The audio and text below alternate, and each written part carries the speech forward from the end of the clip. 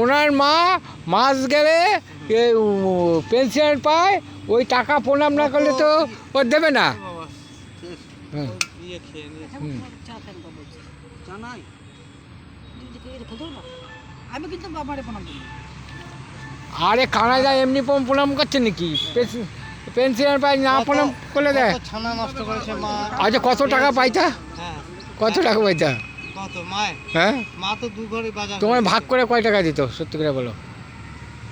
ভাগ করে না ভাগ করে 2 লাখ টাকা করে দিয়েছে।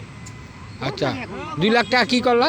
এই ঘর কি করলাম, আর প্রথমে 1 লাখ টাকা দিয়েছিল, আচ্ছা দক্ষিণ ভারত গেছিল তখন, আচ্ছা দিয়ে সেই দিয়ে টিভি ফ্রিজ। আচ্ছা তুমি একটা প্রশ্ন করি, তুমি তোমার মার কতবার প্রণাম করছো? মানে যতদিন বাঁচছে মিনিমাম কত? তা বলতে হবে না। 1 লাখ, এমনি 10,000, না না অত হবে না, 100? এই 200 100 300 এরকম হবে প্রণাম করেছি। আর তারপরে বাবাকে কয়বার করেছো? বাবাকে কমই করেছি বাবাকে। হ্যাঁ, ও তোমার বাবা পেনশনার পাইতো না, এই জন্য কম করতা। আর পেনশনার যেগুলো বেশি পাইতা সেইগুলো 100 বার প্রণাম করছে। না, বাবা এই তো এই তো হ্যাঁ। আর এই যে তুমি, তোমার একটা অভ্যাস আছে, তুমি প্রণাম করে গাঁজা খাই যা, কম সত্যি না মিথ্যা?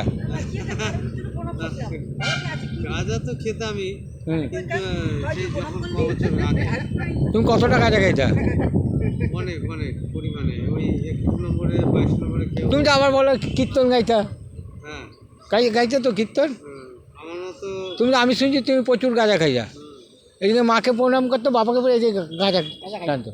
তার কী করবো বলো? আমি তো মদ খেতাম, বাবারে মায়ের প্রণাম করতাম না। হ্যাঁ, না কানাডা এইদিকে ঠিক আছে, বাবা মা ঠিক আছে, তাই তো?